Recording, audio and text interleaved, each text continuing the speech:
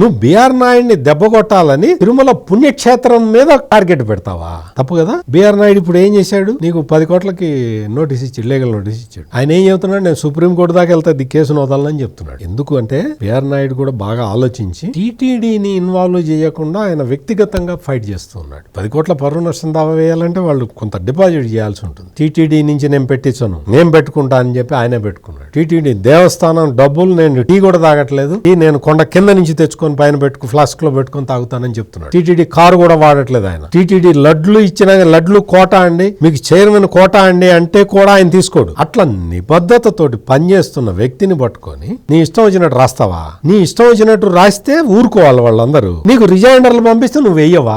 ఏం చేయాలి నిన్ను? ఇది భూమన కరుణాకర్ రెడ్డి, లేదు వైవి సుబ్బారెడ్డి, వీళ్ళిద్దరి బాస్ అయిన జగన్మోహన్ రెడ్డి, ఈ ముగ్గురు కూడా గమనించాల్సిన విషయం ఏంటంటే మీ రాజకీయాలు మీరు ఏదైనా చేసుకోండి, వెంకటేశ్వర స్వామి జోలికి వెళితే ఏం జరుగుతుందో ఒక్కసారి మీ జీవితాల్లోనే ఏం జరిగినా చూసుకోండి. నేను అంటే ఈ రోజున బిఆర్ నాయుడు ఎంతో ఆవేదనతోటి ప్రెస్ కాన్ఫరెన్స్ పెట్టి చెప్పిన విషయాలు విన్న తర్వాత నిజంగా బాధేస్తుంది. ఎందుకు ఇంత దుష్ప్రచారం ఎందుకు చేయాలి? తిరుమల పవిత్రతను ఎందుకు దెబ్బ కొట్టాలి? తిరుమల పవిత్రతని దెబ్బ కొట్టడం ద్వారా బిఆర్ నాయుడిని బదనాం చేయాలని చూడటం దుర్మార్గం కాదా అనే విషయాన్ని వెంకటేశ్వర భక్తులు ఈ రోజున ప్రశ్నిస్తూ ఉన్నారు. Please subscribe to Leo news for more videos.